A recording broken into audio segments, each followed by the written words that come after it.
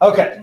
Onwards. Off we go, whichever we want to go. Here we are in chapter 5. Woo! We need to decide what's next. Yes, chapter 5 is the last chapter of Masechet Avodah Zarah. So we're going to need to come up with what are we studying after this? So I'm willing to take suggestions and offers. It looks like the Tan may have something in mind. Yes. Yes? Yes. Megillot. Megillot? Okay. Because we spoke at the last time that Megillot, because also Megillot, there's also other parts. Oh, yeah. It's not only about... Brachot, yeah. Also things to Shal, also part of the Shal is part there. It's not just about Purim. Yes, right. Exactly. Anyone mind if we do Megillot? It's not a big one, so we can, Rosh Hashanah is one, right? Rosh Hashanah is another section, but if we're doing sort of cycles, maybe if we do Megillot now, we'll do something else that's non-holiday, and then we'll come back to Rosh Hashanah maybe for next year. Yeah, so we'll plan it out after this. Sound good? Everyone's good?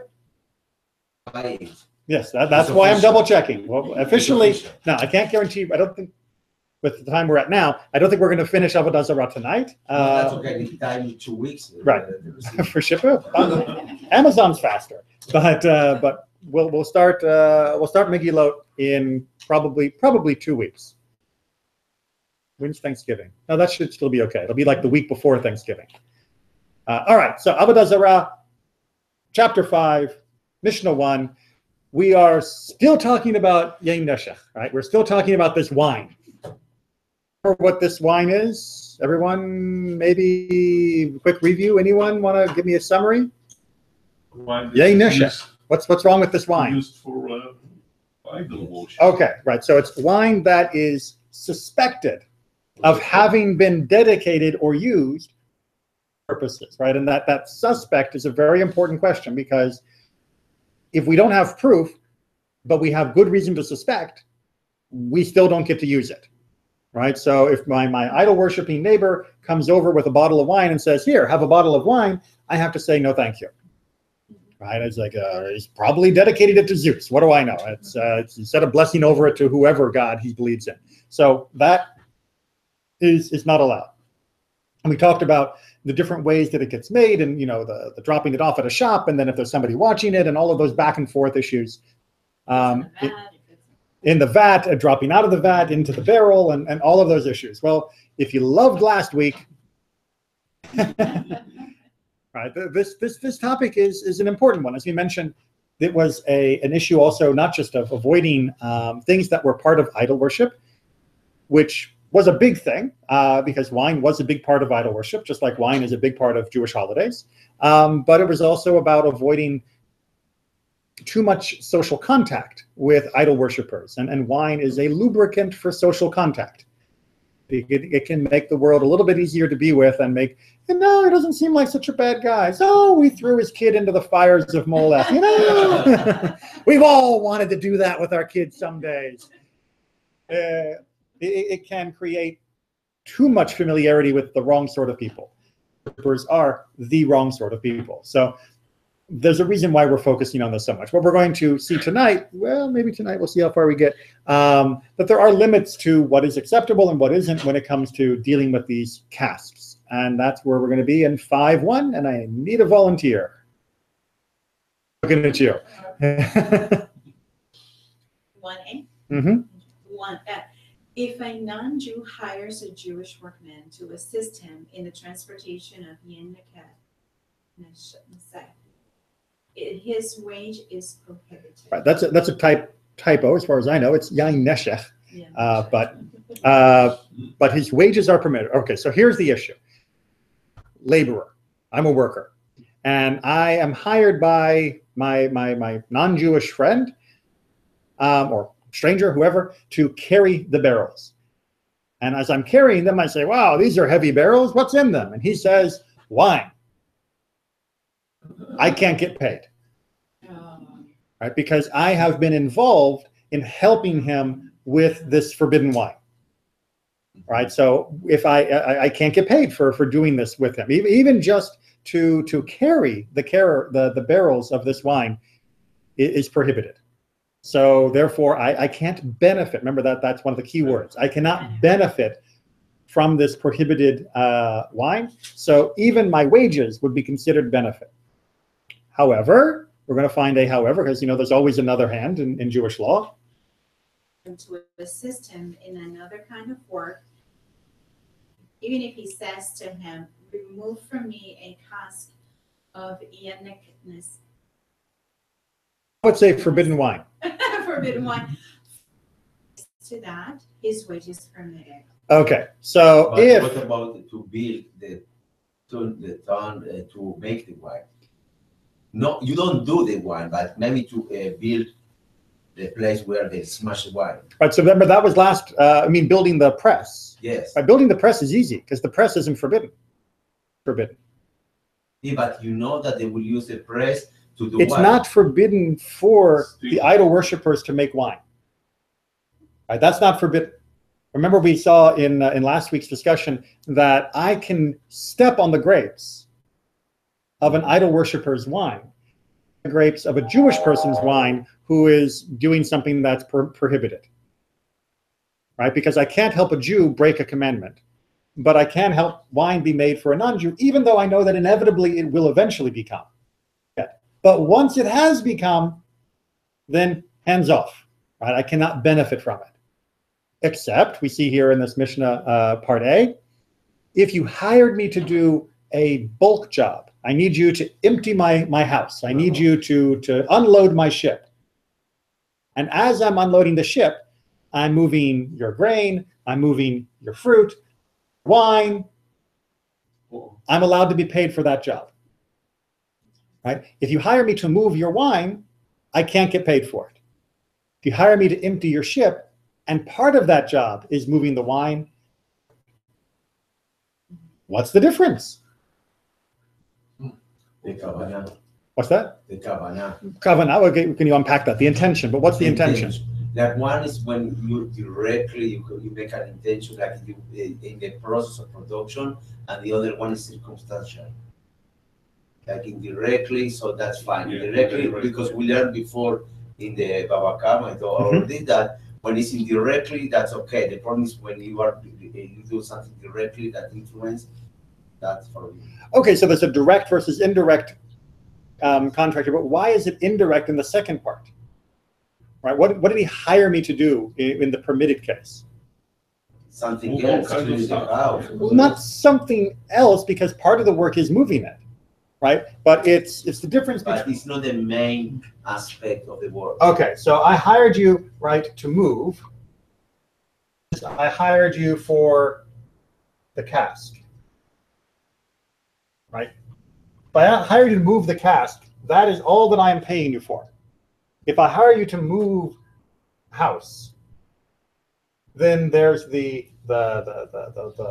fruit, right? The stuff and the wine, but here is completely attached to that cask. I'm paid for is moving the cask. Here, I'm being paid to move the house. And yes, this is part of it, but I don't have to imagine, I don't have to think that my benefit comes from this. My benefit came from that. I happened to do that, right? I am allowed to pick up a cask of wine and move it if it belongs to a non-Jew, right? Not like for a volunteer. I'm allowed to move a cask of wine that belongs to a non-Jew. Imagine, if you worked in the ancient market of Rome and the boss of the grocery store told you to unload the wine, right? Imagine your neighbor was a wine guy and you volunteered. Yeah, sure, I'll help you move the wine. You know what? No problem. I'm helping him move. I'm not benefiting from this. I'm not getting paid from this. He's not rewarding me for this. I'm allowed to touch the cask from it. So here, because I'm being paid for a block of work or a block of time, I can maintain in my mind that my payment is not attached to the wine, but my payment is attached to everything else. So it's that mixture of labor that allows me to ignore this one part and say, no, he's not paying me to move the wine. I'm doing that as a bonus. He's paying me to move everything else. Question, comment? Yeah, what about if when you move the house, they have any Avodah Zarah, you are allowed to move it too? I mean, like moving their idols and such? No, Uh-huh. we don't help them with that. You cannot touch it, right? No, right. So there are sort of degrees of prohibitedness. And yeah, I'm not moving your idol. You can move your own idol or hire someone else. All right, and then we're going to do something similar in part B, because now we're not me being hired, it's my donkey. Or part 2, rather, sorry. If we hire a Jew's donkey to carry a nesek, its wages are prohibited. But go ahead and do the But second, if because it's a he parallel. hired it to sit upon, even though the non-Jew rested his jar upon it, its wages are permitted. Donkey was normal if you had a donkey to rent. And if the guy said, I want you to rent me the donkey because I'm going to move wine from here to there, then you have to say, I'm very sorry, I can't rent you my donkey. Right? Because I would be benefiting from that wine. Right? Your transportation of it on my donkey means I'm getting paid for the donkey and moving the wine. Now I'm benefiting from this wine.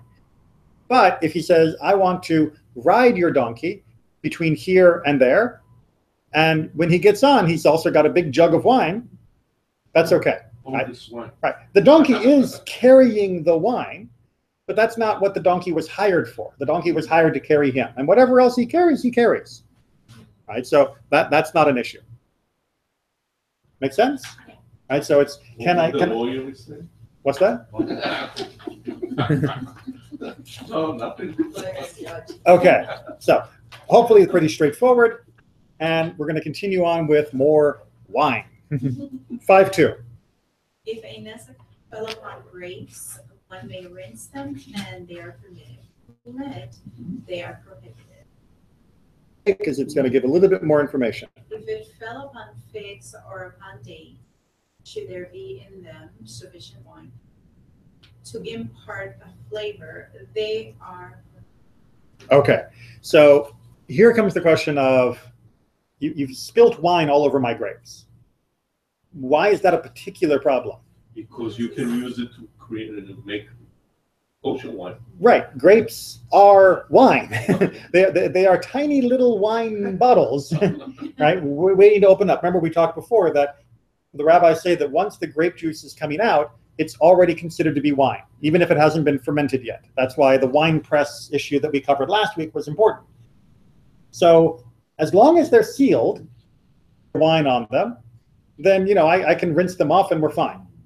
But if they're cracked, then some of your wine went into my grapes. And that means now that grape, which is wine just waiting to come out, is contaminated by your wine. And if I were to use these grapes, I would be benefiting from that wine. So actually, you make it right. I mean, it would literally be a mixture of the wines. Yeah. However, if it is a different kind of fruit, right? Not grapes, because grapes are proto-wine, right? They are wine babies. But if it's a different kind of fruit, like figs or dates, there's a different standard. What's the standard here? Only if it's going to affect the flavor. Right. If you can taste it, if there's a ta'am, right? If there's a flavor, then we have reached the level of prohibited mixture. By the way, remember, this is accidental. You're not allowed to like soak your dates in wine just below the level, right? This is with a mistake. But I assume that you cannot do the same thing like part A. Mm-hmm. You can just rinse them, wash them. Well, yes. So I mean, if you can rinse them and there's still no flavor, right? And you're okay. Because the issue with benefit from this forbidden wine is only if the thing that you have now contaminated has improved, which means you have to be able to taste it. Then there was no improvement done. I also think this also according to the context of the fruit or vegetable. Like the grapes have a skin that is more smooth, so it's more difficult to penetrate, and you can eradicate. The figs and the what's dates. The other one? The dates are much easier to penetrate, so it's much difficult to clean completely from outside. Right. I think that could be the same with apple. Pretty sure apple, orange, if it's by mistake, also the same, because you can clean completely You could take an apple, you could Yeah. dunk it in wine, and float it up and down, Exactly. take it out, rinse it off, and nothing would have gotten in. So I think that is part of the reason why grape is more flexible than the other ones. Right, but even if you couldn't taste the wine in your grapes, the grapes are still prohibited. Right? If the grapes split at all. split. But if it's complete, full, shalem, no. Right, It's fine. exactly. You Right. wash them. For the kind of skin. It's safe to wash them and you're fine, right? But as soon as they break, even if you can't taste it, with a date, even if it is fresh and perfect and sealed and all of that, if you can taste the wine, then it is prohibited. Okay, we good so far? Yeah. All right, part 2. Now we're going to get a case study. Okay, you're gonna help with that thing. It happened with Right. this Ben Zonin, Depends on it. Mhm.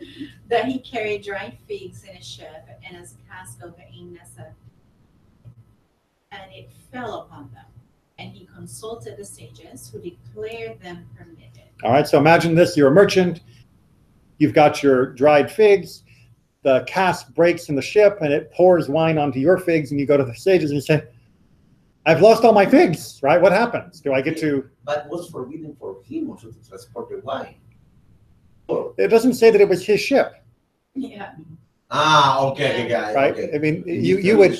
It's like imagine an airplane, right? Yeah, okay. You've got your fruit and they've got their wine in the overhead compartment and it smashes. Okay, not his, because his is not clear. It's not his. Right. No, I mean, Yes, even if by it were, boat. but even if it were his ship, if the person had hired the ship to carry lots of things, not only the wine, Okay. then it'd be like the Okay. donkey. Yeah. So, Okay. Yes. so there is, even if it were his ship, there's a possibility. But in this particular case, I think the most natural read is it was a cargo ship with lots of different cargo, but my figs, dates, my dates, my figs. I was right. My figs were drenched in this other person's wine, and the sages said, "Then that's fine." Now, here they're going to explain that there's a klal, there's a general rule that helps us understand this. This is the general rule. Whatever derives advantage from a nesek, imparting a flavor is prohibited. But whatever does not derive the advantage from a nesek by its imparting a flavor is permitted. As for example, vinegar which fell upon split beans. All right, so this is relying a little bit on our, right? But apparently, the rabbis were of the opinion, the ones who permitted the figs, that figs being drenched in this wine didn't make anything better, right? That's not benefiting. That's just annoying and a problem, and you're not getting rich because, hey, I've got wine figs now, and I'm going to be able to sell them for more money. It's a pain. So therefore, even if they imparted a flavor, if it wasn't a beneficial flavor, Yeah. your figs are still permitted. And that's why they give the example that if you have split beans that were soaked by someone else's vinegar, which remember, vinegar comes from wine, Wine. you don't have to worry about it because nobody wants to get wine on their beans. No one wants to get vinegar on their beans. It just makes them taste bad.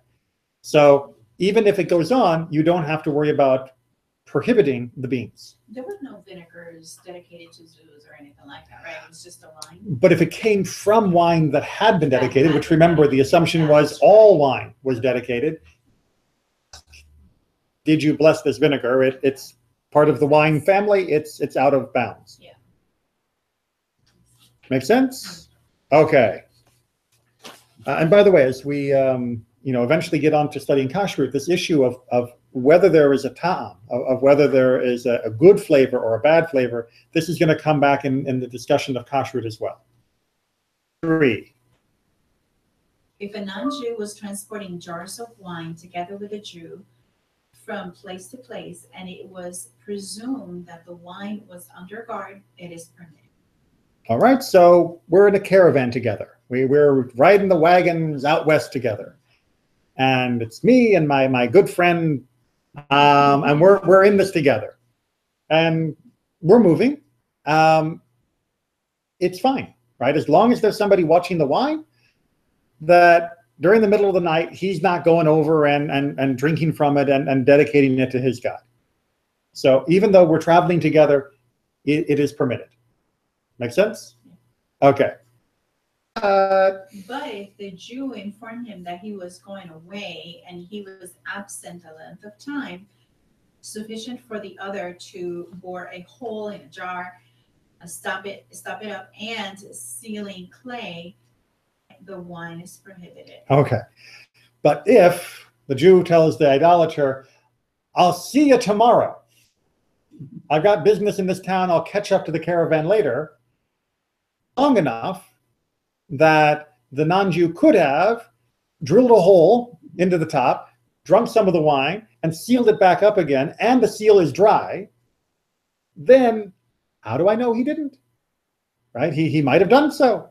If there's no worry that that it's guarded, I mean, if there's no confidence that the wine is guarded, and you're gone long enough for him to have taken from it without you being able to tell, you have to worry that something has happened, and that means, right, the wine is off limits. Even if idolater drink from a kosher wine, it becomes not kosher. The assumption is as soon as they are dedicating it, right? As soon as they touch it to use, they are dedicating it. Exactly. Yeah. So they necessarily didn't have to do You didn't have to catch them doing anything. The assumption was it was basically automatic. Okay. Right. However, Rabban Shimon ben Gamliel is going to make this a little bit more stringent or lenient, depending upon your point of view. Rabban Shimon ben Gamaliel says a length of time sufficient for him to open a cask, put a new stopper on, and the new stopper to become dry. All right, so Rabban Shimon ben Gamliel says, look, stupid. If I have my cask, right, and there's a hole in the top, and then there's a hole drilled and filled in again, art is going to look different, right? It's like if you drill a hole through clay and then you fill it up again and it dries, it's never going to look perfect. So the real question isn't, was there time to drill a hole and reseal it? The real question is, was there time to remove the whole thing and replace it? If there was time for that, which is more involved, not just a little hole, but you're actually taking out all of the sealing clay and then having to replace the whole gap, then it's prohibited. But if it's time for drill and fill, that's not enough to worry about. If you come back and you find a hole, then you have to be worried, right? The issue here isn't if you see the guy drinking from it. The issue here is, how do you know what happened while you were gone? Evidence of tampering, time can be a problem if there was time that they could have easily hid the taking. And he lost. Well, of course he lost. He's a minority opinion, right? The voice of one loses. But if we ever go through Ediot, the section of Mishnah, they explain that one of the reasons we keep the minority opinions, we already thought of that and we said no, right? So that way when someone says, wait a minute, Rabbi, wouldn't everybody notice if it was tampered? It's like, yes, Rabban Shimon ben Gamliel came up with that and the rabbis rejected. In many tshuvot, they use minority opinion. Which is one of the other things that Ediot says, is that sometimes the minority opinions are there and preserved because they will be needed in the future. So it's knowing when and when is why you need sechel, why you need, chokhmah, why you need wisdom. So yes, the fact that the minority opinions are available, concept in Jewish law that we don't just kick them out. Sometimes we do say the opinion is there just so we can say no, and sometimes the opinion is there so we can say, not yet. The video goes into more detail of why we structured the Mishnah and the oral law the way we did. We'll study that someday. Okay. Now I have double doubt about which one to pick. But Ediot it's not as straightforward topical, right? It doesn't have like this where you have like a particular topic that you're working your way through. It's more of a collection. So it's harder to sink your teeth into. But certainly you can read Ediot on your own. I mean, you can find translations or obviously the original Hebrew anywhere. In Avodah Zarah, they talk about if you leave the bottle or something, you right. have to make sure the bottle have double seal. Right, properly sealed, right. Yeah, double sealed, yes. Double seal, right? Right. All right, 5-4, more wine. Wine in a wagon or on a ship while he went along a shortcut, entered a town, and bathed, it is permitted. You're with the wagon train, and the wagon train is heading to town, but it's got to follow the road. You can walk through the fields, and so you jump off. No one really is noticing where you're going, or you don't tell them when you're coming back. That's going to be important. And you take a shortcut, and you clean up and refresh yourself because of your journey, and then you come back out and meet the train, the boat or whatever. The wine is still fine, right? Because nobody knew how long you'd be gone. Nobody knew that you were going to take a shortcut. As far as they knew, you were right there along with them the whole time. And so if they think you're going to be there, being there, right? And it's like, think about like with kids, right? If the kids know that mom and dad could walk in the room any minute, they're usually going to be better behaved than if you say, all right, I'm going to go take a bath for 2 hours. Bath for 2 hours. They know they got 2 hours to do whatever it is they want to do when you're not around. That's kind of what's happening here. Part A, with our other hand. But if the Jew informed him that he was going away, and he was absent a length of time sufficient for the other to bore a hole in a jar, stop it up, and sealing clay to become dry, the wine is perfect. Sound familiar? Okay, go ahead and read part B, which is going to sound also very familiar. Rabban Shimon ben Gamaliel says a length of time sufficient for him to open a cask, put a new stopper on, and the new stopper to become dry. Right. So again, one of the things that's important here is that you tell the person you're leaving. Just being gone isn't the problem. It's letting them know you're going to be gone sufficient enough time for them to fool around, to make this tampering. That's the problem. Because if you're just gone for an hour, you don't know how long you're going to be gone. For the next 10 minutes, they think you're going to be back any minute. For the next 10 minutes, they think, well, he's going to be back now because he's been gone 20 minutes, and so on all the way through the hour. There's never a point where they know they have enough time. But if you tell them, I'm going to be gone 2 hours, they know they have the time. And that's what gives them the freedom to tamper. All right, part 2. A non-Jew in his shop, although he kept going in and out, the wine there is permitted. So this is a very important one and very, very real in the ancient world. You are a Jewish merchant and you are selling wine or other things as well, and an idolater comes into your shop and he's looking at the stuff you've got to sell, and he asks you a question, and you go in the back and you come back, and there's another customer and you go in the back to help him, and then you come back out to the showroom, or you go back and forth in and out of the shop to the in front and then back into the building. The wine is still okay. You don't worry that the Gentile is running up and down the aisles going, bless, bless, bless, bless, bless, bless, bless, bless, bless, bless, to all the bottles. Because he knows, right? Because he knows that if you catch him, that there's going to be a problem. Sneaking drinks out of the wine, that there's going to be a problem. So it's sufficient as long as he knows you're coming and going. Which problem can he has if that blessing the wine? Well, it's like claiming it, right? It's like claiming the wine for his own. And that in the court would be you the money. He would have bought it, right? You bless it, you buy it. Also for an non-Jew court also. Depends on the court. Depends on the court and the time, the country and what they're doing, right? So it wasn't. We trying to get the right balance of sometimes, maybe always. Sometimes have a fair standing in non-Jewish courts. Right? They weren't always 100% anti-Semitic and terrible to us. So sometimes, yes, if we had a legitimate claim, they would understand and they would rule in our favor. But we didn't usually like to rely on that, because if it was a different judge or a different king or whatever, then it was much better not to do that. So we preferred to avoid having to go before those idolatrous courts. Okay. However, going to sound familiar. But if the Jew informed him that he was going away, and he was absent a length of time sufficient for the other to bore a hole in a jar, stop it up, and sealing clay to become dry, the wine is prohibited.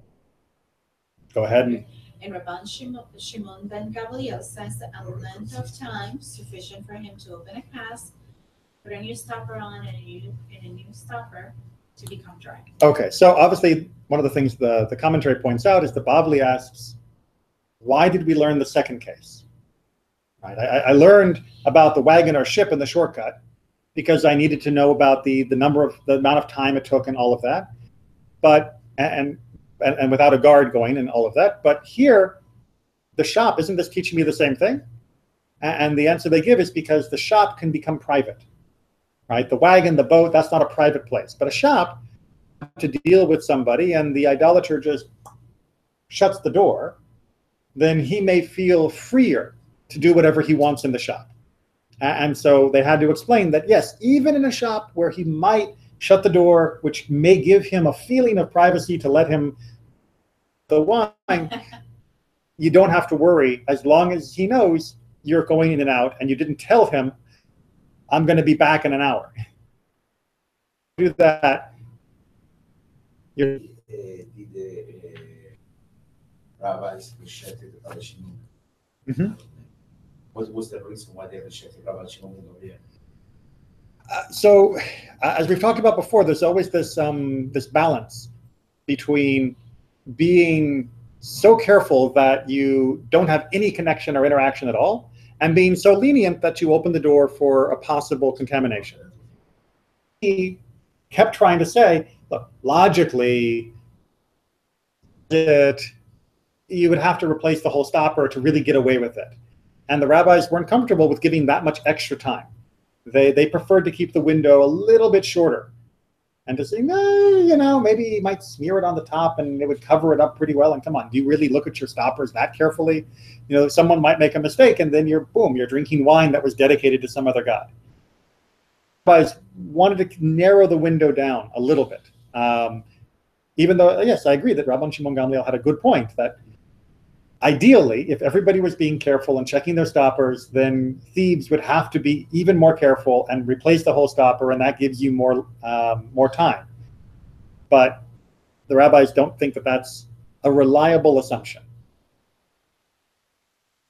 Their opinion, you know, you're dealing with shoplifting wine thieves may be different, but the rabbis were trying to build a standard in that they thought was the right balance between being totally paranoid and totally lenient. All right, 5-5. We can bang this out in a few minutes. These are all very similar, so there doesn't take a lot to get through them. If a Jew was eating with a non-Jew at a table and set some flasks upon the side table, and leaving them there went out, what is upon the table is prohibited, and what is upon the side table is prohibited. So the assumption here, what is the behavior of my guest? What? Well, he's mostly honest, right? He's going to drink the wine from the bottle that's in front of him, right? I'd rather have the bottle in front of me than a frontal lobotomy. And when he does, he will, we assume, dedicate it to his God. And so now I can't drink from that bottle anymore. Still about wine. Yes, always in here we're talking about wine. When it comes to other things, the standards are much different. We're not worried that he's going to dedicate the asparagus to his God. Yeah. Right? It's or the meat, maybe. Or the meat, right? It's if he brings it to an altar, now we've got a problem, right? But if it's my meat at my table, or you know, a shared cafeteria type room where I have my lunch and he has his lunch, I'm not worried. But if I put my bottle of wine down your room and there's an idolater next to me and I leave, then I have to assume that something happened to the bottle. But the bottle on the side table, on the sideboard, that's not right there ready to go, I assume that he didn't touch that. So wine is here, we can extend the principle for a beer, vodka, or any liquor. I mean, why do we not also treat other? It's an idea, correct? No, we don't.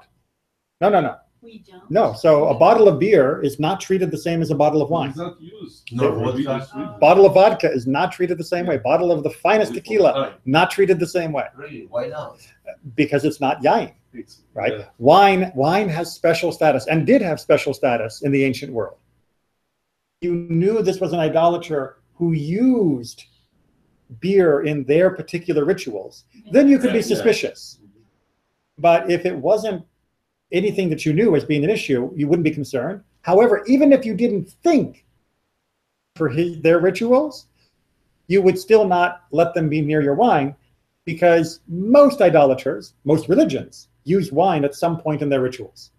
And therefore, you keep the wine in a separate category. Wine was and really is religiously in a category by itself. Okay. And then part A would make it worse. And should he have said to him, mix some of the wine with water and drink, even what is upon the side table is prohibited. No, I don't get that. Right. Okay. So first of all, the mixing is normal.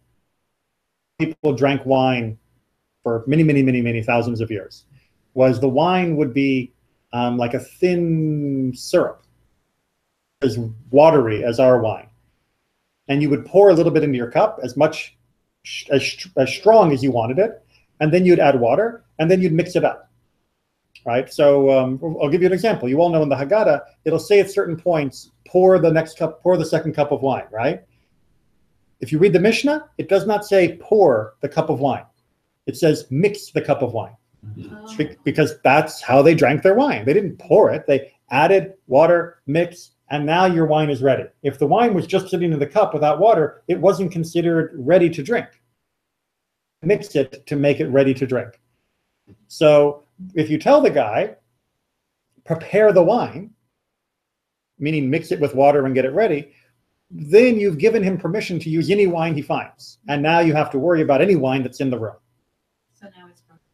And now it's prohibited, right? Because who knows what he was blessing it for. And then part 2. Opened casks are prohibited and the closed ones are permitted, except when he was absent a length of time sufficient for the non-Jew to open it, put a new stopper on, and for the new stopper to become dry. Right. So casks are different than flasks. Right. A flask would be a small container, like a pitcher for the table, a larger container that's sealed until you're ready to use it. And so the idea here is that even the cask, if it's open, the guy might have used. But if the cask was sealed, even if you were left, even if you said mix the wine, whatever, you're not worried about him using it unless you were gone long enough for him to actually open it up and begin to get the stuff out of it. Right, and seal it again, yes. Make sense? Yeah. Okay, and we started a little late. Can we sneak in? Yeah, we can sneak in one more. 5, 6. And then we'll call it a night for Avodah Zarah. If a band of non-Jewish Marauders, attackers, robbers. entered a city in a time of open casks are prohibited and the sealed are permitted.